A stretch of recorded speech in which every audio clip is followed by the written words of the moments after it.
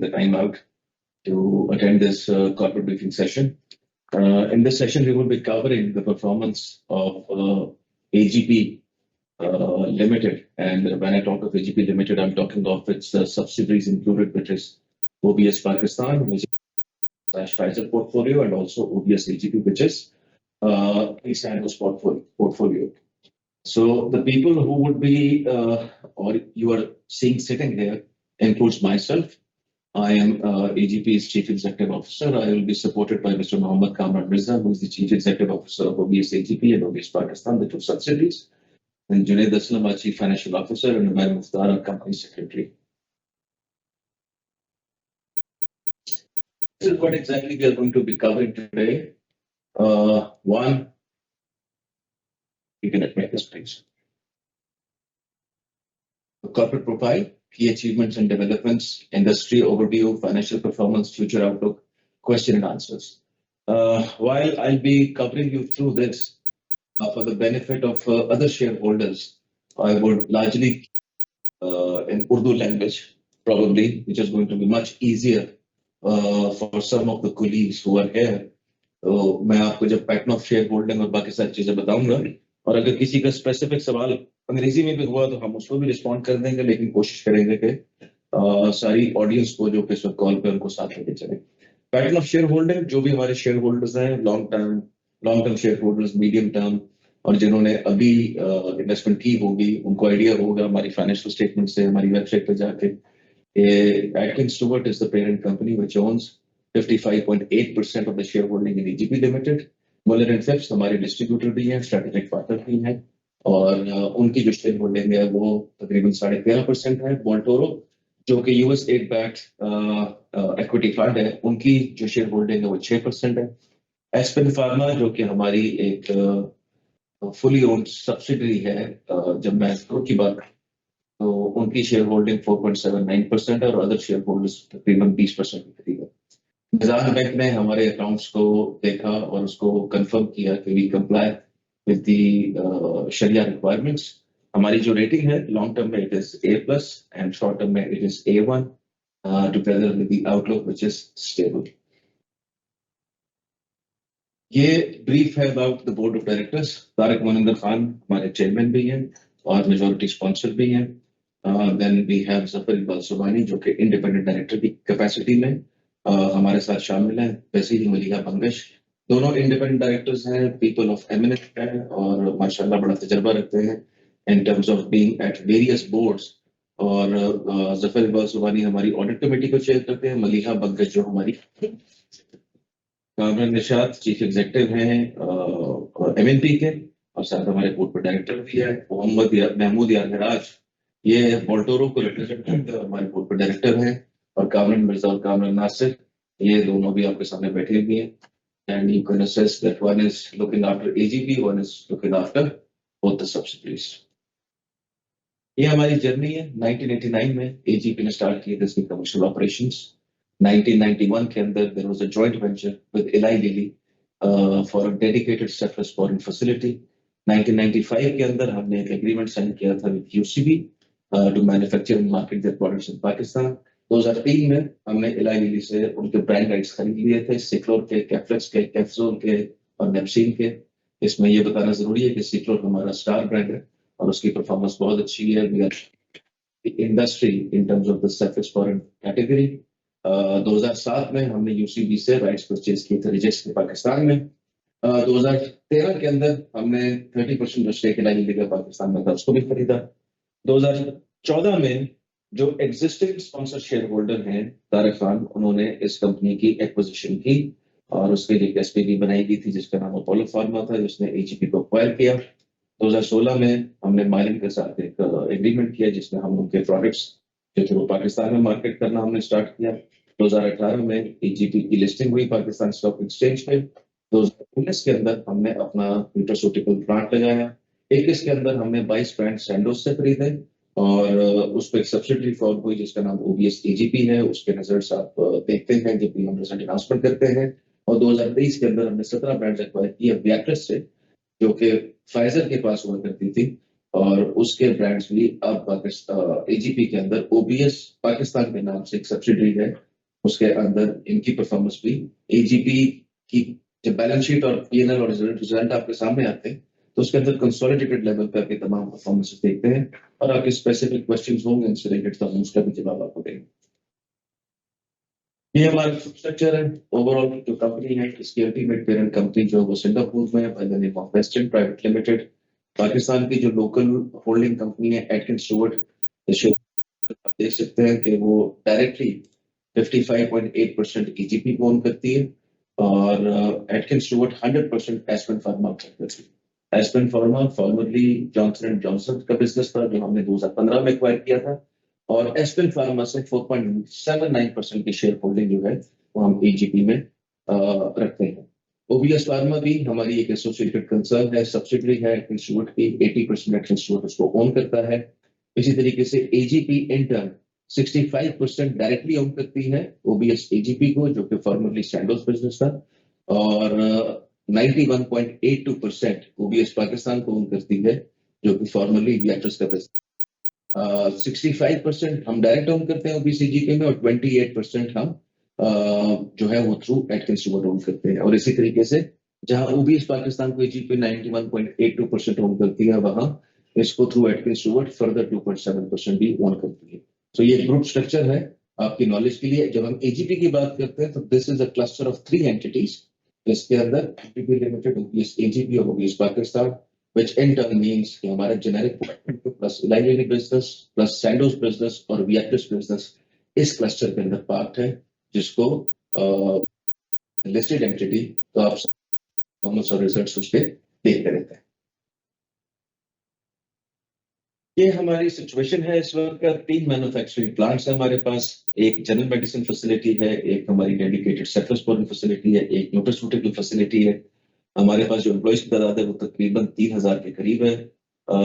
Incorporate हुई जैसा कि आपको बताया 128 ब्रांड्स हमारे पास हैं और अगर उनके एसक्यूज मिला लीजिए तो तकरीबन 270 एसक्यूज बनते हैं।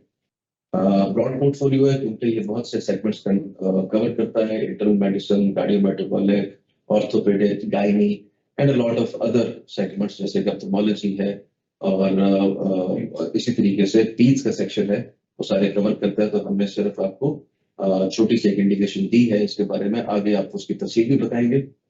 यहाँ पे आप मैन्युफैक्चरिंग फैसिलिटीज का स्नैपशॉट देख सकते हैं। एजीपी प्लांट 1 जो कि जनरल मेडिसिन फैसिलिटी है जहाँ हेड ऑफिस भी है और हम इस वक्त आपसे जो मुखातिब हैं वो इसी हेड ऑफिस से हैं, ये साइट के अंदर सिचुएटेड है। एजीपी प्लांट 2 वो तकरीबन एजीपी प्लांट 1 से 500 मीटर की दूरी के ऊपर है, डेडिकेटेड सेफ्लोस्पोरिन फैसिलिटी है। एजीपी प्लांट 3 ये न्यूट्रास्यूटिकल फैसिलिटी हमारी साइट 2 के अंदर है और जितना भी हमारे न्यूट्रास्यूटिकल का पोर्टफोलियो है वो यहीं पे मैन्युफैक्चर किया जाता है। ये हमारे स्टार ब्रांड्स हैं। अगर आप देखें सबसे बड़ी सेल जो हमारी है और हमारा जो लीडिंग ब्रांड है वो एसोमैक्स है जिसकी सेल तकरीबन सालाना 4 अरब से ऊपर चली गई है।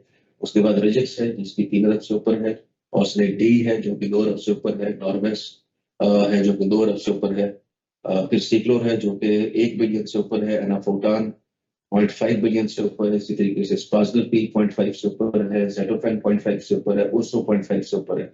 स्पाजलर पी तकरीबन कोई बिलियन का प्रोडक्ट अब बनने वाला है और सीक्लोर भी जो है वो तकरीबन 2 बिलियन की तरफ रवाना है अपने सफर में।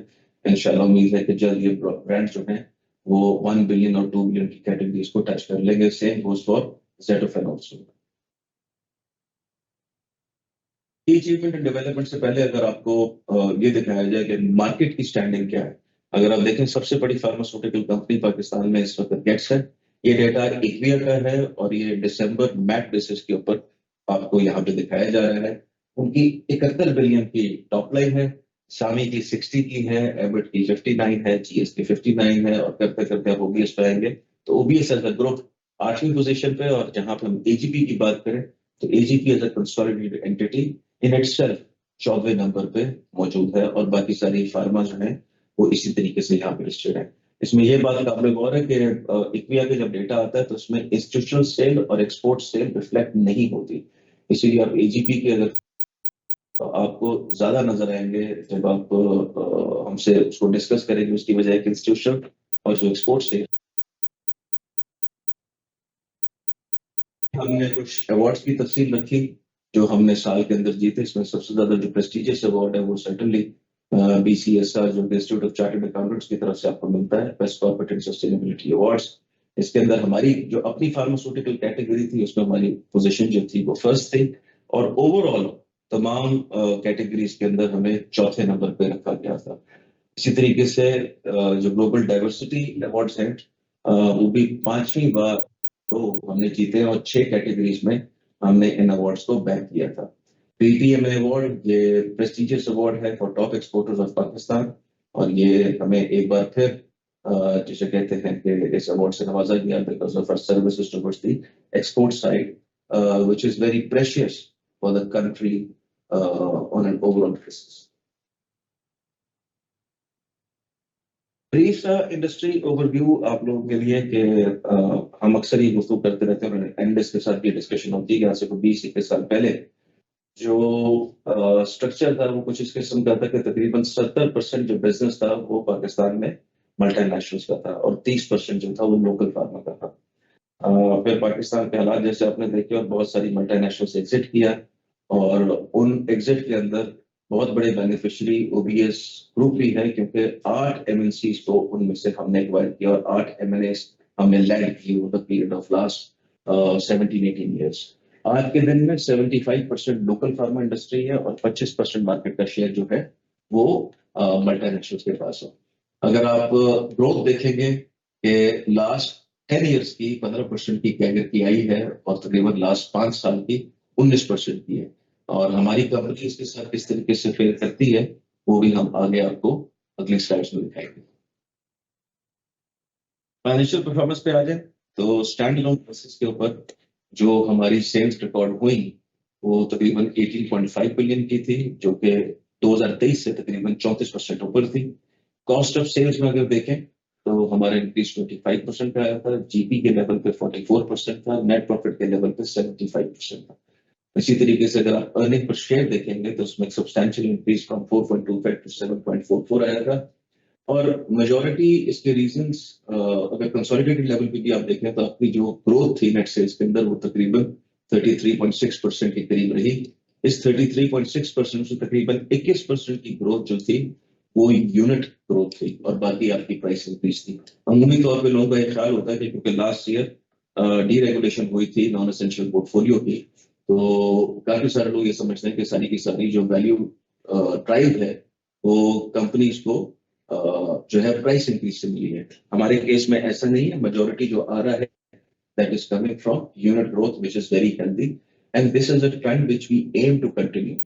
के अंदर कंसोलिडेटेड बेसिस के ऊपर ऑब्वियसली 20% का इंक्रीज था, ग्रॉस प्रॉफिट के अंदर 44.9, नेट प्रॉफिट हमारा 62% से बढ़ा, और अगर आप देखिए कि हमारे ईपीएस का इंक्रीज कंसोलिडेटेड लेवल में तकरीबन 70% था, और यहाँ पे हम जब ईपीएस की बात कर रहे हैं तो ये ओनर्स ऑफ पेरेंट कंपनी की बात कर रहे हैं, अदरवाइज कंसोलिडेटेड प्रॉफिट जो था वो तकरीबन 2.9 प्लस बिलियन का था।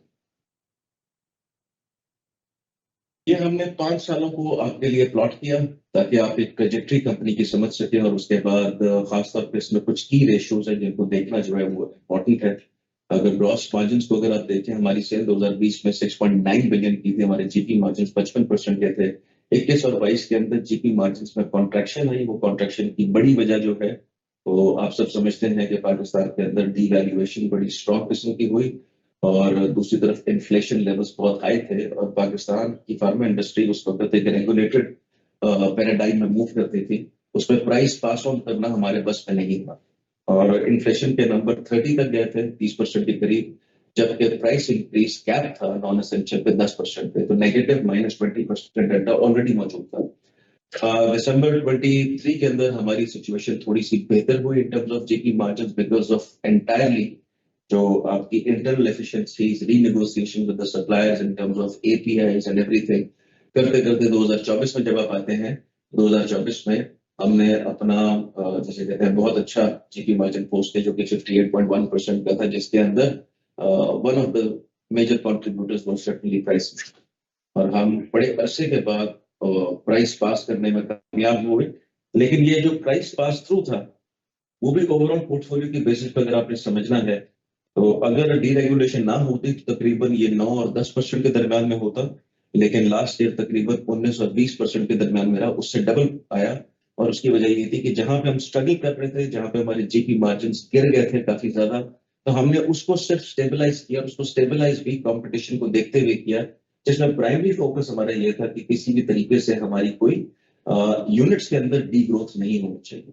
और अल्लाह का शुक्र है कि हमारा जो रिजल्ट उसके बाद आया है, तो हमने जब साल क्लोज किया है तो हमारे किसी भी यूनिट के अंदर डी ग्रोथ नहीं थी, किसी भी प्रोडक्ट के अंदर। और हमारी प्राइस इंक्रीज का मार्केट में सैनिटी चेक भी रहा।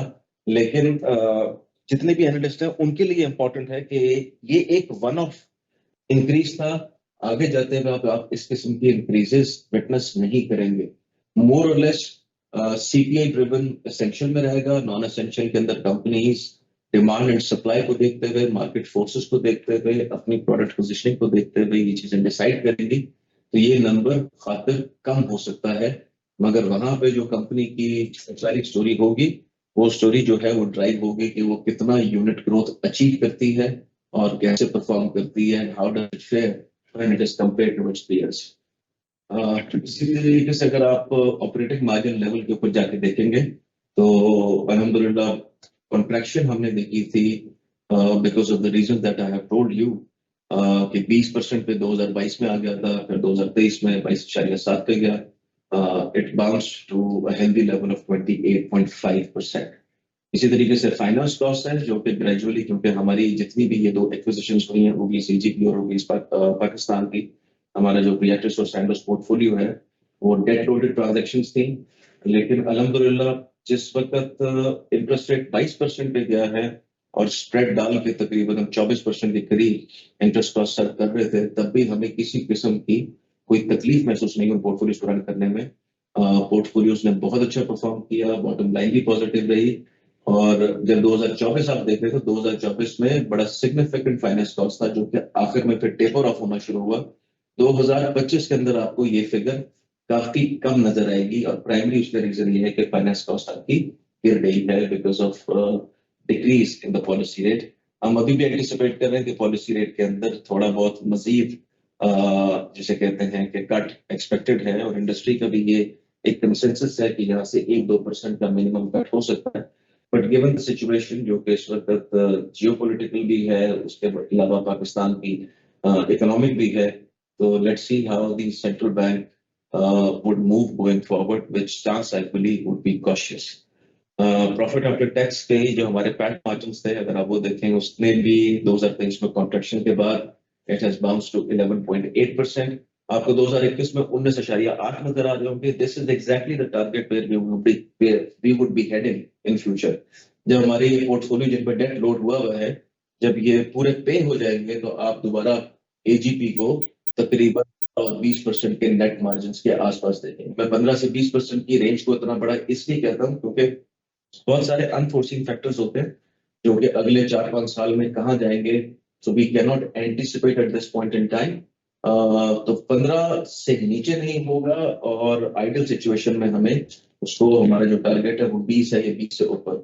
सो इंशाल्लाह जो रिजल्ट आप क्वार्टरली देखते जाएंगे और कंपनी की ट्रेजेक्टरी देखेंगे, तो आई एम प्रीटी सर्टेन कि we are going to head towards this number. In future में हम नेट मार्जिन्स को दोबारा 20 के आसपास लेके चले जाएं। नॉन कंट्रोलिंग इंटरेस्ट माइनस करने के बाद प्रॉफिट एट्रीब्यूटेबल टू कंपनी 2024 में 2670 था। अगर आप देखिए कंसोलिडेटेड लेवल पे 1961 था, इसमें से जो माइनॉरिटी इंटरेस्ट था उसको माइनस किया गया। एट्रीब्यूटेबल टू द ओनर्स और पेरेंट कंपनी जो है फिगर वो 2670 है, जो कि 9.5 रुपए की ईपीएस पर।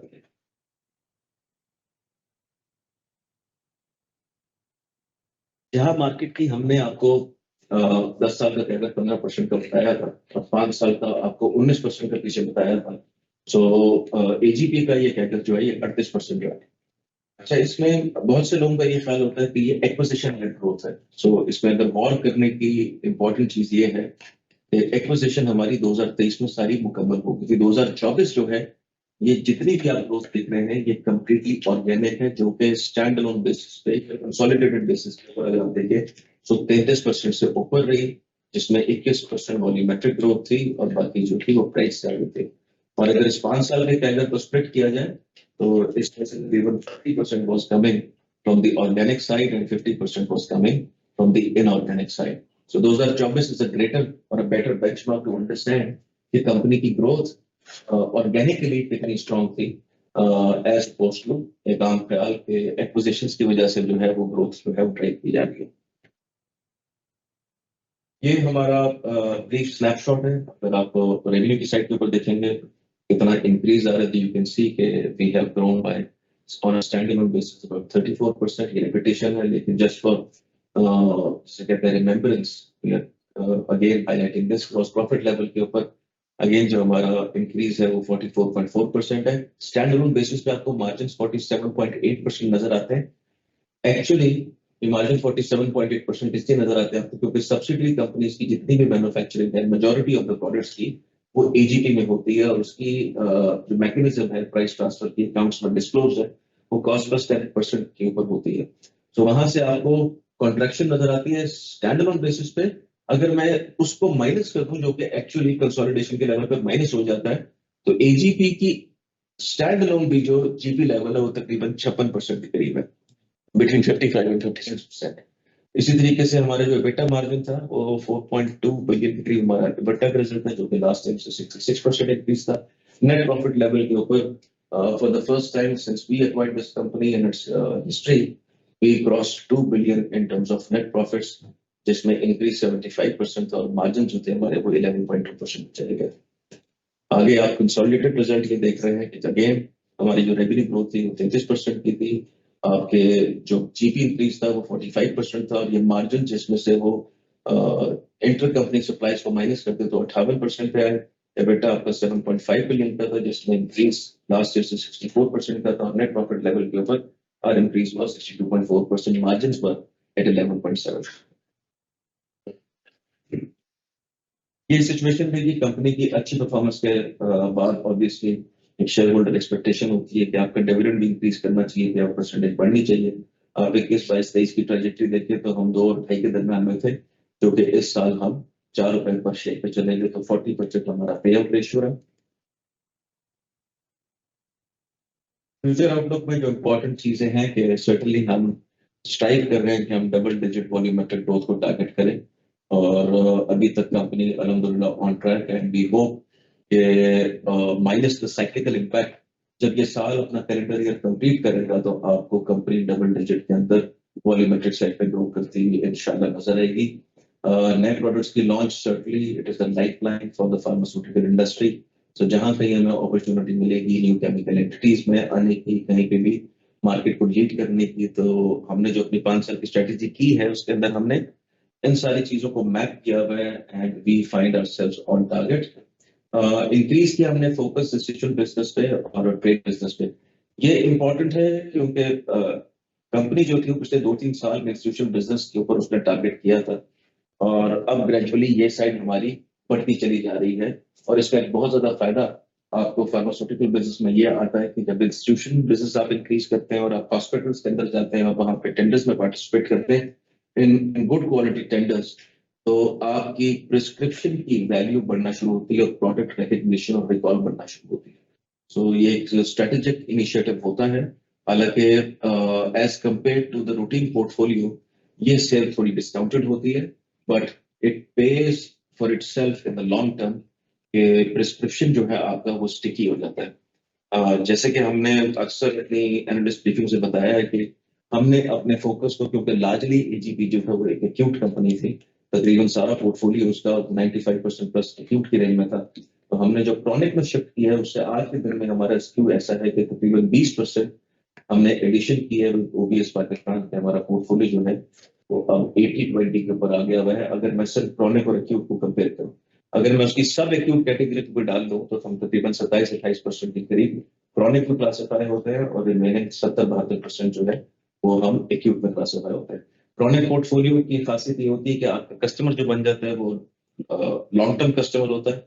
एक्यूट के अंदर आप जैसे कभी एंटीबायोटिक लेते हैं तो वो कुछ अर्से के लिए आप लेते हैं, वो किसी और कंपनी की सब्सिडाइज हो सकती है, लेकिन अल्हम्दुलिल्लाह जो हमारे एंटीबायोटिक्स के पोर्टफोलियो में, अगर मैं आपकी एग्जांपल दूं, एजोमैक्स हो गया, सीक्लोब हो गया, तो इनकी जो ब्रांड वैल्यू है वो इतनी स्ट्रांग है कि patients know these brands by name.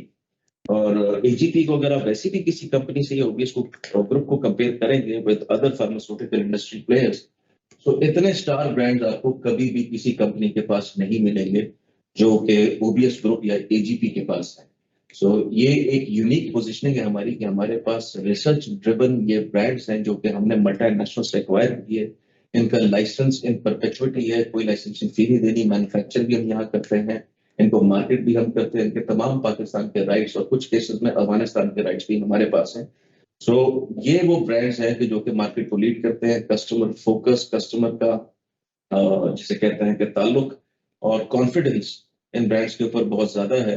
And this is a major differentiating factor between us and the other companies कि हमारा जो पोर्टफोलियो है उसमें जो ब्रांड्स हैं they are by far the best when you compare AGP for the sake of matter as a cluster of 3 companies या OBS को as a group देखेंगे तो आपको इस तरह के पोर्टफोलियो कहीं और नहीं मिलेंगे।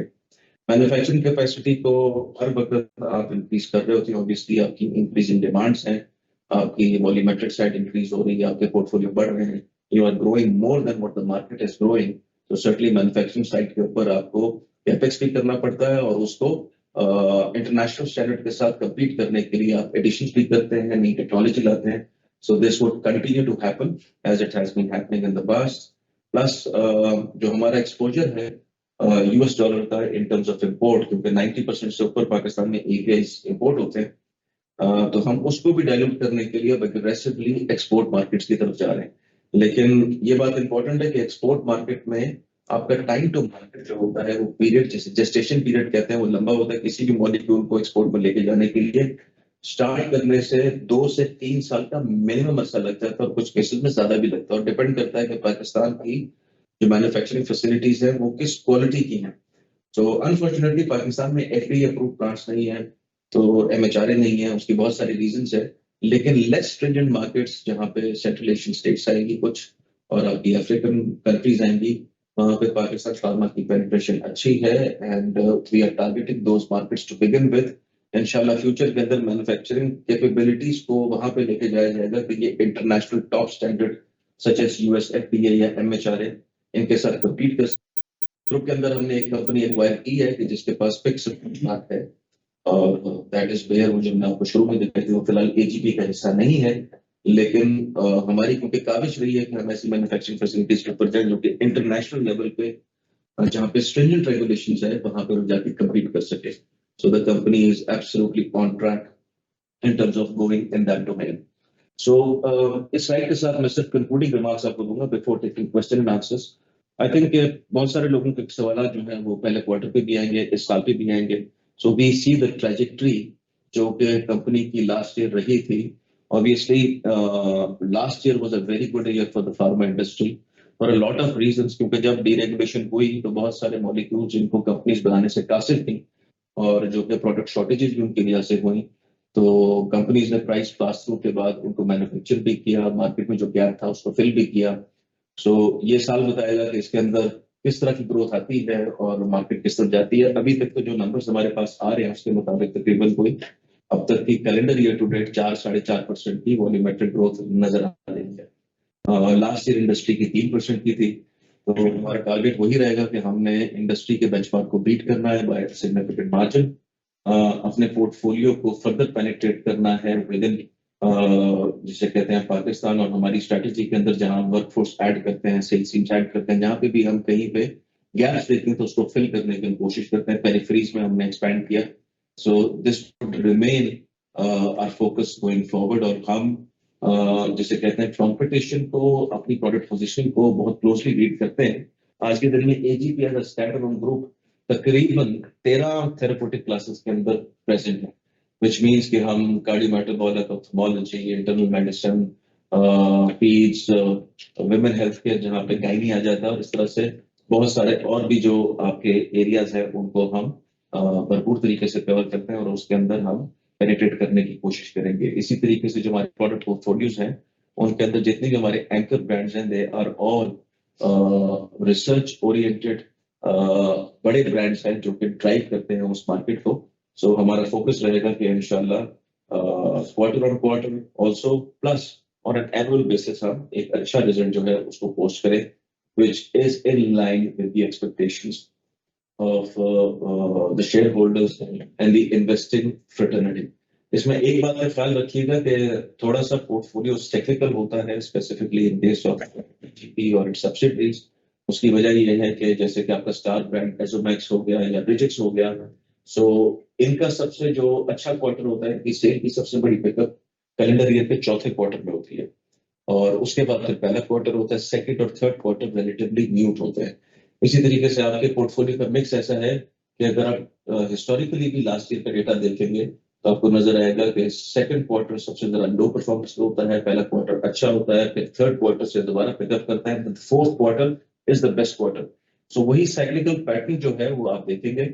आपकी कोई भी एक्सपेक्टेशन हो साल की अर्निंग की, उसको डिवाइडेड बाय 4 नहीं किया जा सकता।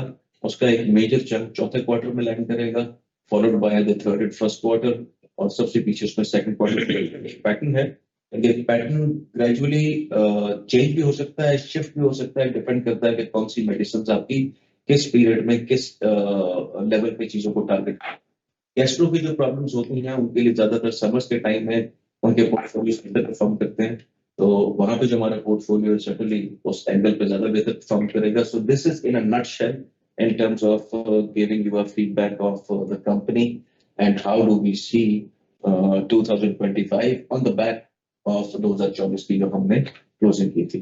So this is all as far as concerned. I'm trying to keep it as brief as possible so that we can take as many number of questions as is possible.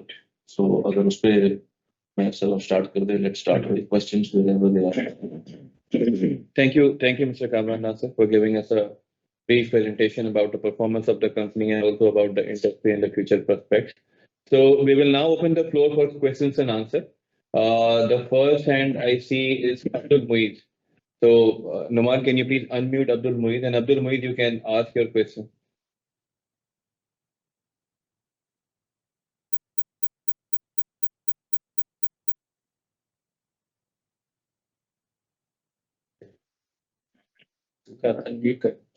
Hello. Now, Yes. Can you hear me? we can hear you. Yes. Please go This ahead. is Abdul Moise from Maple Leaf Capital. First of all, thank you so much for the presentation. It was quite very informative. I would like to ask that the recent impact of the prospective war with the India and Pakistan and from the imports from India and there's on their side the exports to Pakistan. So I would like to know what the impact here on the pharmaceutical industry, particularly to the AGP, considering that we mostly import from India and then from China. So I would like to know the management perspective on that. Thank you, Abdul. I think a very pertinent question. और मतलब है कि मजा आता है जब इस तरह के क्वेश्चन आते हैं, because it gives a lot of heart that our investors are really focusing towards the business कि कैसे चल रहा है और उसका ये impact कैसे होगा। मैं आपको थोड़ा ब्रॉडर बता देता हूँ कि ब्रॉडली पाकिस्तान और इंडिया की जो ट्रेड है एपीआई की, 20% हमारा एपीआई जो है टर्म्स ऑफ वैल्यू वो इंपोर्ट किया जाता है फ्रॉम इंडिया, और रिमेनिंग 80% जिसमें से बड़ा शेयर जो है वो चाइना से आ रहा है, उसके अलावा नए एमर्जिंग कंट्री से आ रहा होगा जिसमें यूरोपियन सोर्सेज भी हैं, यूएस की भी हैं एंड एल्सवेयर भी, but 20% is the portfolio at risk when we talk of the pharma industry as a whole. In case of AGP, हमारी जो वैल्यू वाइज इंपोर्ट है वो तकरीबन 14% की करीब है फ्रॉम इंडिया। अच्छा, इंपॉर्टेंट चीज ये कि ऑब्वियसली ये एक एपिसोड 2019 में भी हो चुका है, और 2019 में क्योंकि हुआ था तो हम अपने आप को कंसिडर करते हैं कि we are a forward looking and proactive company. तो हमने उस वक्त हमारी रिलायंस तकरीबन को 45-46% इंपोर्ट के बेसिस के ऊपर इंडिया पे थी, जिसको ग्रेजुअली टेपर डाउन करके हम 14-15% पे ले आए। और ये जो 14-15% पे आपको नजर आ रहा है आज, इसमें भी हमने ऑल्टरनेट अपनी सोर्सेस डेवलप की भी थी, और फिलहाल सिर्फ प्राइस की वजह से हम इनके पास थे, ऑब्वियसली क्वालिटी उनकी ठीक थी, जिसपे कोई कमेंट नहीं था हमारा, और हमारी ऐसी ऑब्जर्वेशन नहीं थी कि क्वालिटी वाइज या एफिकेसी वाइज उस पोर्टफोलियो को प्रॉब्लम हो। लेकिन अगर वही सोर्सिंग हम चाइना से करते या किसी यूरोपियन सोर्स से करते तो हमें वो कदरें थोड़ी महंगी पड़ती। तो लेकिन क्योंकि हमने ऑल्टरनेट सोर्सेज डेवलप किए हैं, इसलिए जो सबसे इंपॉर्टेंट चीज हम देखते हैं इसके अंदर वो ये देखते हैं कि एजीपी के लेवल पे या एजीपी ग्रुप एंटिटीज के लेवल पे I do not see a shock coming in. अगर खुदा ना खास्ता ये चीज कंप्लीटली बैन हो जाती है और इंडिया से इंपोर्ट्स बंद हो जाती हैं, तो what would be our fate? हम बड़े आराम से सीमलेसली अगले 2-3 महीने में अपनी ऑल्टरनेट सोर्सेज के ऊपर चले जाएंगे। और आज के दिन में हमें कोई स्टॉक आउट्स का भी कोई परेशानी नहीं है, क्योंकि हमारी inventory levels local and internet और हमारे जो डिस्ट्रीब्यूटर उसके पास they are sufficient to meet existing demand, so do not see any problem. The only thing that you would see, जो कि मैं आपके लिए अर्ज करूं, वो आपको एक नेगेटिव इम्पैक्ट प्राइस की वजह से आपके जेपी मार्जिन में आ सकता है, लेकिन वो भी बहुत मिनिमल है। हमने जो अपनी कैलकुलेशन अब तक की है, तकरीबन 100 से 150 मिलियन के दरमियान में हमें एक इम्पैक्ट नजर आता है कि जब आप किसी महंगी सोर्स पे जाएंगे तो आपको टेम्परेरी आ सकता है, लेकिन क्योंकि जब आप उस सोर्स पे चले जाएंगे तो रीनिगोशिएशन से our aim would be कि हम उसको भी completely dilute करके eradicate करें. So that's an area where we are absolutely positive. So you as an investor don't need to worry about our planning. Alhamdulillah, ये चीज हम पहले से फैक्टर इन कर चुके थे। हमने अपने पोर्टफोलियो को ग्रेजुअली इसके ऊपर रिलायंस जो थी वो तकरीबन आप ये समझें कि बिल्कुल मिनिमल कर दी थी। हमारा बहुत छोटा सा 1-2% का ऐसा पोर्टफोलियो होगा हार्डली, जिस जो कि टेल ब्रांड्स में हमारे आता है कि जहां पे किसी ऑल्टरनेट सोर्स की हमें कोई प्रॉब्लम हो सकती है, लेकिन वो कोई खातर खान मीनिंगफुल नंबर आज के दिन में है ही नहीं। So this is short and sweet answer to your question.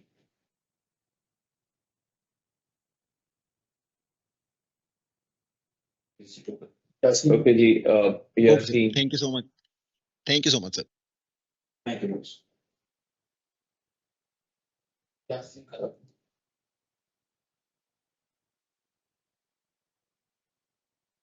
Ji sir, your effective tax rate is around 33-34%. Can you give an updates के 9 months की financials में कुछ लिखा हुआ है कि stay order has been granted, तो उस पे क्या updates हैं? देखिए, effective tax rate last year तक तो कम आ रहा था, इस पर थोड़ा ज्यादा है, और उसकी वजह ये है कि सबसे इम्पोर्टेंट कि आपकी जो एक्सपोर्ट सेल है वो पहले तो 1% पे आपको बेनिफिट मिलता था, अब नॉर्मल टैक्स रिजीम का पार्ट उसको बना दिया गया। So this is one uptick that we are facing. उसके अलावा सुपर टैक्स है। तो जुनैद साहब सीएफओ अगर थोड़ा मजीद एक्सप्लेन कर दें। ओवरऑल अभी 12 मंथ्स में अगर आप देखें तो एजीपी में जो है आपका प्रॉफिट 82% से इंक्रीज हो रहा है। तो एक तो इंक्रीज उसकी वजह से इफेक्टिव टैक्स रेट में कि आपका प्रॉफिट ऊपर जा रहा है, प्लस आपका एक ये एक्सपोर्ट्स की वजह से आप नॉर्मल टैक्स रिजीम में आ गए हैं तो उसका इम्पैक्ट है, प्लस एक एमोटाइजेशन हम करते थे अपने ब्रांड्स की जो कि 6 मंथ्स की 2024 में ऑनवर्ड्स वो नहीं होगी, तो उसका इम्पैक्ट है। ओवरऑल जो सुपर टैक्स में एक प्रायर ईयर एक्सपेंस आता था वो रिवर्स हुआ है 24 में, तो वो बेसिकली टैक्स को कम कर रहा है। अब ऑनवर्ड जो है अगर कोई और सुपर टैक्स इम्पोज हो जाता है तो अगेन हम जाएंगे तो स्टे में ही, लेकिन ऑफ कोर्स उसका फिर प्रायर ईयर कुछ इम्पैक्ट आएगा, लेकिन 25 में आएगा, 24 में वो रिवर्स हो रहा है। तो ओवरऑल आपका जो इफेक्टिव टैक्स रेट है वो 3 से 4% से इंक्रीज हो रहा है। ठीक, thank you so much. Thank you, Junaid. Thank you, Yasir. So we have some questions in the chat box as well. So I'll just read it out for the convenience of all the participants. I'll take the essential one first and okay. What is your percentage split of essential and non-essential drugs by revenue? जी, so AGP standalone basis के ऊपर तकरीबन 93% is non-essential, और consolidated level पे AGP को देखते हैं with its subsidiaries, so we are 62% non-essential and 38% essential. So this is the split. अब हम आपने एक सवाल किया हुआ है कि can you comment on ophthalmology, neurology market size which you guys are targeting through Actis portfolio. हमने दोनों सेगमेंट्स को इस बार लॉन्च किया। इसके मार्केट साइज को भी हम आपको कंफर्म कर देते हैं in a minute. My colleague is stepping down to give you an answer on the market size. लेकिन certainly ophthalmology और neurology के अंदर हमने जब Actis portfolio उसके बाद इसमें एक एंट्री ली है। ऑप्थेमोलॉजी में हमारी Xelotol, Xelocon दोनों प्रोडक्ट्स हैं जो कि as a lead are going into this segment since we have established neurology के अंदर हमारी जो Cardura है that is going as an anchor brand followed by Argisil. जो कि उसको कॉम्प्लीमेंट कर रही है। सो आपके पास ये मार्केट साइज अगर आप कंफर्म करें यूरोलॉजी और ऑप्थेल्मोलॉजी का ओवरऑल कितना होगा इस वक्त? Found in ophthalmology 7 to 10,000, 10 million, 10 billion. 7 से 10 अरब की urology is around 5 billion. तो 7 से 10 अरब की आपकी ऑप्थेल्मोलॉजी की मार्केट है, यूरोलॉजी की तकरीबन 5 से 10 के दरमियान में, 5 की 10 से 5 से 10 में ये मार्केट साइज है। Do you have any plans for further acquisitions? देखिए उसका जवाब बड़ा सिंपल है कि anything that can add value और वो पोर्टफोलियो के साथ फिट इन हो सके तो certainly we don't mind looking at it. अगर कोई ऐसी चीज आएगी, obviously our forte has been obviously to buy market share. अगर आप देखें 16-17 साल में एक group from nowhere to being the 8th largest and going very strong. Our aim is to be amongst the top 5, rather top 3 in the next 5 years. So inshallah we will get there. और कोई भी ऐसी चीज हमें मिली तो we would not be shy of looking at it. But certainly it has to make commercial sense and it has to align with the portfolio that we have. We have a question on long-term debt. तो long term debt देखें, सबसे पहली बात है कि long term debt तो our strategy for paying long term debt, obviously we will continue to service our obligations. Debt पे हो रहा है कंपनी और जिन भी सब्सिडीज को हमने एक्वायर किया they automatically take care of the debts. और अगर कोई एक्विजिशन आएगी भी तो वो अपने साथ सेल्फ सस्टेनेबल प्रोपोजिशन होगी, उसका कोई ऐसा डेट एडिशन नहीं होगा कि जो कि आपकी एग्जिस्टिंग अर्निंग्स को डाइल्यूट कर दे, रादर उसका इम्पैक्ट डिफरेंट होगा, ऑपोजिट होगा कि वो अपने डेट को भी सर्विस करेगी प्लस कंट्रीब्यूट भी करेगी to the bottom line. So this is the focus through which we acquire portfolios. और फिलहाल कोई ऐसी चीज हमारे नोटिस में नहीं है कि जो कि मैं आपको ये कंफर्म कर सकूं कि हम कोई एक्विजिशन कर रहे हैं या नहीं कर रहे। So at present certainly going forward debt retire हो रहा है। हमारी जो कंपनी सैंडोज का पोर्टफोलियो था उसका 2026 में डेट जो वो कंप्लीटली रिटायर हो जाएगा।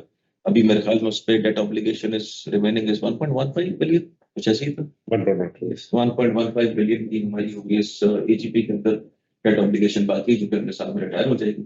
इसी तरीके से एजीपी भी जो है उसने भी जो लॉन्ग टर्म डेट लिया था to acquire the Viatris portfolio plus Viatris का पोर्टफोलियो, ये सारे आपको नजर आएंगे कि 4 साल 5 साल के अंदर कंप्लीट रिटायर हो जाएंगे। But with the decrease in the interest rates and the uptick in the portfolio numbers, हमारा डेल्टा माशाल्लाह जो है वो इस साइड पे बड़ा होता जा रहा है। आपने कहा can we expect 64% margins to continue in coming quarters given decline in AGP prices. देखिए 64% आई वुडंट से कि आप क्वार्टर ऑन क्वार्टर मार्जिन्स को ऐसे ट्रैक करें। मार्जिन्स का फुल ब्लोन इफेक्ट आपको हमेशा कैलेंडर ईयर के चौथे क्वार्टर में जाके पता चलता है, क्योंकि वहां पे जाके बहुत सारी चीजें जो मैन्युफैक्चरिंग में चल रही होती हैं वो जाके क्लोज होती हैं और चीजें जब आप क्लोज करते हैं तो आपको नजर आता है कि ओवरऑल साल की एफिशिएंसी कहाँ बैठी। For the time being to begin with आपका फोकस 58% प्लस के ऊपर होना चाहिए। 64% वो एक क्वार्टर के अंदर अचीवमेंट थी जो आपने हमें चौथे क्वार्टर में हमारी 64% आ रही थी, वो 64% तो उस वक्त सारी चीजें कल्मिनेट हो रही होती हैं और आपकी जो फिक्स्ड कॉस्ट एब्जॉर्प्शन होती है उसकी एक कंप्लीट पिक्चर आपके पास ईयर एंड के ऊपर आती है। प्लस बैच साइजेस वहां पे क्वार्टर बहुत बड़ा होता है तो एब्जॉर्प्शन फिक्स कॉस्ट की बहुत अच्छी हो जाती है, तो वो आपको चौथे क्वार्टर में जाके आपको ऐसी रिफ्लेक्शन नजर आती है। But the good news is कि जो हमने ओवरऑल मार्जिन्स जहां पे छोड़े थे हम उससे ऊपर की तरफ ही जाने की बात करें और इंशाल्लाह वी विल सी कि ये चीज कंटिन्यू करेगी। अब आगे जाते हुए आपको कॉस्ट प्रेशर्स किस किस्म के आते हैं कैसे नहीं आते। एपीआई प्राइसेस जरूरी नहीं है कि ये सिर्फ गिरते ही रहे, ये बाज़-औक़ात इंक्रीज भी कर जाते हैं। So again it's a dynamic state in which you are operating और API prices as of now जहां कहीं गिर रहे हैं तो उसका बेनिफिट हम अपने पास लेते चले जाते हैं। वो भी अगेन उसमें बहुत सारे फैक्टर्स होते हैं जिसमें centrally supply and demand are one of the major factors. Number 2 आपका ये फैक्टर होता है कि अगर आप किसी भी मॉलिक्यूल के अंदर बड़ा साइज कमांड करते हैं तो आपकी ability to negotiate with that particular supplier is obviously better than the other participant who would be in the market. So we will continue to capitalize on both sides.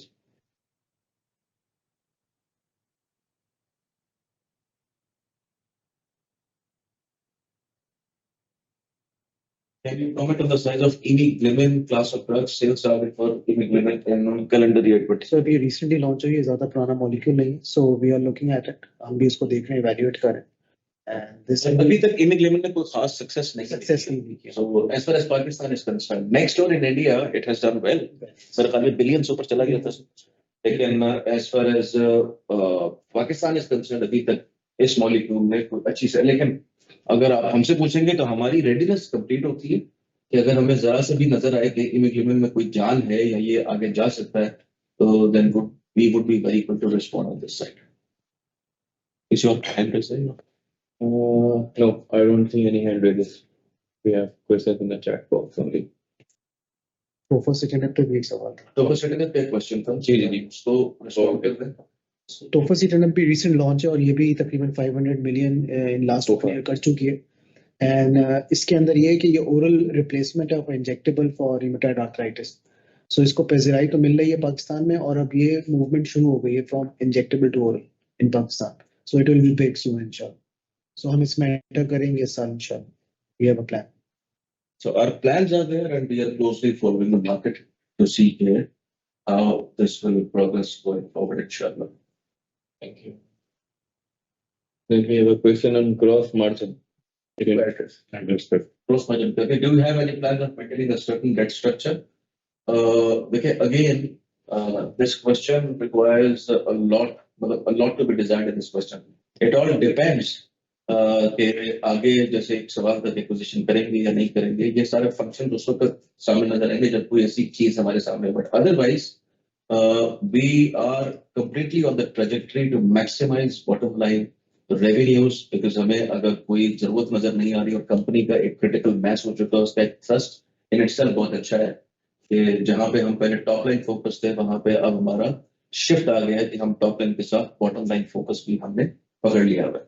सो अगर कहीं पे कोई ऐसी चीज नहीं आती कि जिसके लिए आपको डेट लेना पड़े, अदरवाइज रूटीन के लिए जो आपकी ऑब्लिगेशन है वो आपकी रनिंग फाइनेंस है या कैपेक्स के लिए कहीं पे छोटा मोटा आपको करना पड़े तो वो चीजें आ जाती हैं. But in the short to medium term we do not see under normal course of operation के हमारे जो डेट लेवल्स हैं उनमें कोई इंक्रीज आएगा बल्कि इंप्रूवमेंट आएगी. तो सर्टनली जितने भी रेशियोज होंगे from the debt to equity perspective वो ग्रेजुअली बेहतरी की तरफ जाना शुरू हो जाएंगे from the existing point. Kamna, do you want to add anything on it? No. Tax planning के पर्सपेक्टिव से भी उसको वैल्यूएट किया जा सकता है, बट अभी नहीं, वो going forward. Then we have a question on the crude oil prices. So what we have seen is the crude oil prices की वजह से API prices में थोड़ा सा impact है, but again you see it's again a function of a geopolitical situation. So if the US starts behaving the other way around, which they have a tendency to, so you may find oil prices अचानक बढ़ जाए. So it all depends. You cannot rely on this as a benchmark. But जहाँ कहीं पे decline है, what you should be assured and what you should take comfort in here, we have taken that alignment and capitalized on it in terms of our ordering, in terms of our procuring of supplies. So वहाँ पे हम उसको फौरी तौर पे अपने पास जिसे कहते हैं incorporate करेंगे. Certainly, how much increase in institutional and export sales value can we expect in calendar year 25? So as far as our institutional side is concerned, we are targeting कि हमने जो last year अपनी institutional business किया था तकरीबन कोई 800-850 million करीब था. तो हमारा फोकस है कि इस बार this should be somewhere between 1.25 to 1.5 billion और ये शायद उससे enhance भी हो जाए. We have landed some very good orders. We have been able to win some very good tenders जो कि armed forces के tenders हैं उसके अंदर हमारी थोड़ी penetration हुई है. Let's see how it pans out, but we believe it will be a significantly better number. Similarly, for export sales, what we are targeting this year is to do 3 billion plus as far as calendar year 25 is concerned, and gradually we are keeping the momentum up. क्योंकि इसका भी एक जो graph बनता है वो शुरू में फ्लैट होता है और अचानक वो स्क्यू करता है टुवर्ड्स द अपवर्ड ट्रैजेक्टरी, क्योंकि शुरू में आपके छोटे ऑर्डर जाते हैं और अचानक जो आप पेनिट्रेट करते जाते हैं तो उनका एक्सपोनेंशियल आपको इम्पैक्ट नजर आता है as far as your export sales are concern. So we believe कि इन द नेक्स्ट 3 years के होराइजन के ऊपर हमारे एक्सपोर्ट का नंबर माशाल्लाह बहुत सिग्निफिकेंटली बढ़ जाएगा. This would be in addition to जो हम इस बार की भी ग्रोथ देख रहे हैं अपने एक्सपोर्ट नंबर्स में कि हम 25-30% से ऊपर ग्रो करेंगे. तो we believe in the next 3 years ये नंबर और बेहतर होना शुरू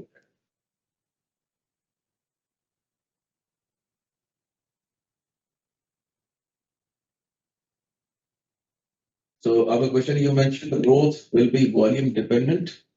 How do you plan to do that and which new products are you planning to launch in the future? अच्छा, देखिए, प्रोडक्ट्स की तो हम कौन सी करना चाह रहे हैं वो बहुत ज्यादा इंफॉर्मेशन मैं आपको उसलिए दूंगा क्योंकि थोड़ी सेंसिटिव एस्पेक्ट से होती है कि कंपटीशन भी उसके अंदर लॉन्च में जा रहा होता है. This is a public forum. So from the sensitivity of the information exactly हम क्या कर रहे हैं वो हम बताते नहीं, लेकिन जो फ्यूचर ग्रोथ आ रही होती है वो सिर्फ और सिर्फ नए लॉन्चेस से नहीं आती, आपके पुराने मॉलिक्यूल्स भी ग्रो कर रहे होते हैं और जो आपके ऑलरेडी स्टार्स हैं वो मार्केट शेयर फर्दर ईट अप कर रहे हैं. एवोल्यूशन इंडेक्स के ऊपर हमारे जो मेजर प्रोडक्ट्स हैं, बल्कि more than 80% of our products they are over 100, which means that we are gaining market share, which in turn means के we are posting a volumetric growth which is better than the industry. So that's one thing.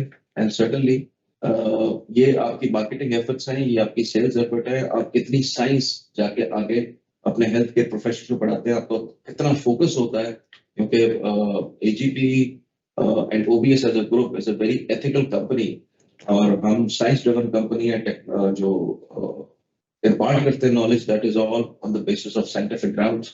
So we believe with the product appeal that we have कि हम इसके अंदर इंशाल्लाह आगे भी grow करेंगे. ठीक है, तो जो capacity very much We need to take this.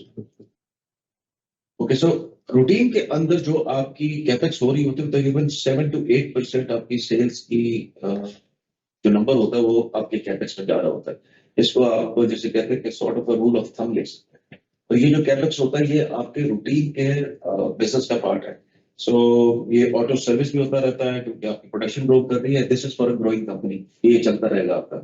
जहां अगर आप बात करें कि आगे जाते हुए कोई बड़ा आप प्रोजेक्ट कर रहे हैं तो पहले हमारी जो एग्जिस्टिंग फैसिलिटीज हैं they are good enough to service us in the long term. So जब कभी हमारे पास ऐसी सिचुएशन आएगी maybe 5-6 years down the road जहां पे हमें जरूरत पेश आएगी कि हमें एक और बड़ी फैसिलिटी पे जाना है या कोई ऐसी चीज करनी है, ये उस वक्त ये क्वेश्चन ज्यादा रेलेवेंट होगा. But in today's day and date we do not see there is any significant number going in there except कि आप इंटरनेशनल स्टैंडर्ड्स को मीट भी कर रहे होते हैं, वो भी कर रहे होते हैं, और as a rule of thumb ये कैपेक्स आपका ईयर ऑन ईयर इसमें इनका हो.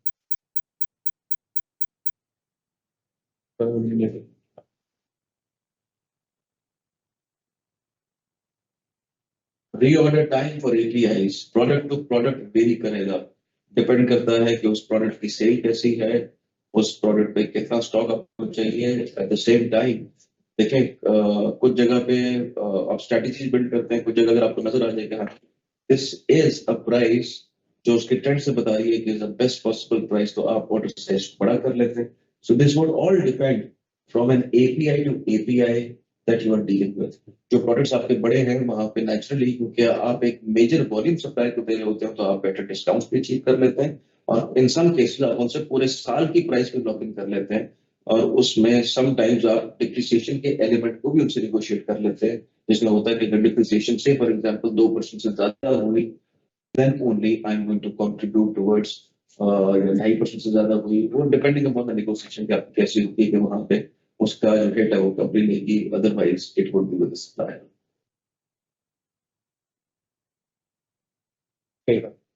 So this is from the chat box. We have questions. I do not see any more hands raised. Okay, we have one more question from Mahin Javed. 30% volumetric growth on a question, brother, please. So, 13% volumetric growth that you mentioned, is it for unconsolidated or consolidated? 13% की मैंने कौन सी volumetric है? नहीं sir, 13 नहीं. मैंने 13 की नहीं, मैंने आपको टोटल 33% कंपनी की ग्रोथ बताई थी लास्ट ईयर को 2024 में 2023 से कंपेयर करते हैं, और उसमें मैंने कहा था कि उस 33 में 13% जो है या 12% प्राइस से आ रही थी और 21% वॉल्यूम की ग्रोथ थी, और ये मैं आपको कंसोलिडेटेड लेवल पे बता रहा था. Total amount we spend on raw material costs. कितनी हमारी करीबन 4.5%, roughly around 4.5 billion rupees. So the amount that we import on raw material imports, जिसमें जो मैंने आपको इंडिया का नंबर दिया था वो तकरीबन 600 मिलियन का था, जिसकी ऑल्टरनेट सप्लाई सोर्स हमारे पास है, and we are in no, जिसे कहते हैं, difficult position in terms of switching to the other suppliers, क्योंकि उसकी जितनी भी प्लानिंग होती है और जितना भी आपको काम करना होता है वो हम ऑलरेडी कर चुके थे, और इन सम केसेस हम उनके थोड़े बहुत ऑर्डर्स प्लेस भी करते थे ताकि रिलेशनशिप भी उनके साथ फर्स्ट क्लास रहे और वो चीज भी हमारे सिस्टम का हिस्सा रहे. सो अल्हम्दुलिल्लाह, this is not a side where I am in any discomfort. Rather मैंने आपको बताया कि सिर्फ प्राइस की वजह से एक इम्पैक्ट टेम्परेरी 100-150 मिलियन का आ सकता है आपकी, जिसे कहते हैं कि cost of procurement of API के अंदर. वो भी जब आप कंप्लीटली शिफ्ट हो जाएंगे और इंडिया के साथ आपके ताल्लुकात बिजनेस वाइज बिल्कुल खत्म हो जाए, वो भी गोइंग फॉरवर्ड इन फ्यूचर कोई प्रॉब्लम नहीं रहेगी. So I think is there any other question that is left? Anything else from the participants? Any further hand raise? Any other questions in the chat box?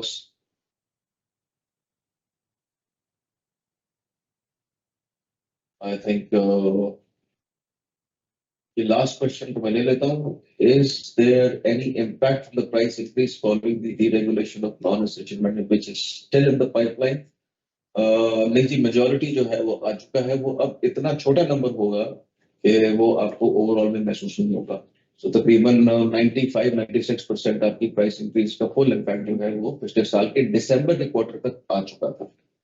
So, जो छोटा मोटा रह गया होगा, तो जो छोटा मोटा रह गया होगा तो वो जो है आगे आपको नजर आ जाएगा, लेकिन it would really be minimal. As a last question, is there any impact of price increase that is yet to come? In earnings, the answer that what DPO can we expect for dividend payout? ये बताना जरा मुश्किल काम है. आप अच्छा expect कर सकते हैं, एग्जैक्टली क्या करेंगे ये तो बोर्ड डिसाइड करेगा और फिर शेयर होल्डर्स अप्रूव करेंगे. But all I can say, given the current situation, given the earnings and given the growth अल्हम्दुलिल्लाह जो कि आ रही है, so we believe के ये figures भी consistently रहेंगी अल्हम्दुलिल्लाह. As a last comment before I just conclude, I think AGP as a cluster of 3 companies and OBS as a group, their future trajectory is excellent, and you would continue to see very good numbers being posted at the top line level and inshallah at the bottom line level. The management is absolutely cognizant of the macro environment, the geopolitical environment, the micro environment, as I would put it. So we are doing everything possible under our domain to ensure that we continue to post excellent results. सिवाय इसके कि बहुत सारे analyst गलती जो है वो ये करते हैं कि वो साइक्लिकल इम्पैक्ट नहीं लेते और क्वार्टर्स को फ्लैट कंसीडर करते हैं कि जी अगर एक्सपेक्ट किया अर्निंग एक्स आएगी तो डिवाइडेड बाय 4. ऐसा नहीं होता. वहां पे you can always get in touch with our chief financial officer, with the management to get more insight into it. But with the grace of almighty, we believe we will continue to post excellent results. We will continue to do our best to take the group forward. And the trajectory in terms of the health of the business is alhamdulillah excellent. And किसी के कोई further सवाल रह गए हो, you could always reach out to us. We are very accessible in terms of answering questions of our shareholders, of our investor fraternity. And for now, that would be it, inshallah. Thank you very much for your time and for participating in this profit briefing. इंशाल्लाह जब हम first quarter का result announce करते हैं तो हम जल्दी first quarter की ब्रीफिंग का भी आप लोगों के साथ शेयर कर लेंगे, and you will have an idea on how the start of the year has been. Thank you, Mr. Kamran, and thank you everyone for joining with us today. And take care. Allah Hafiz. See you soon again.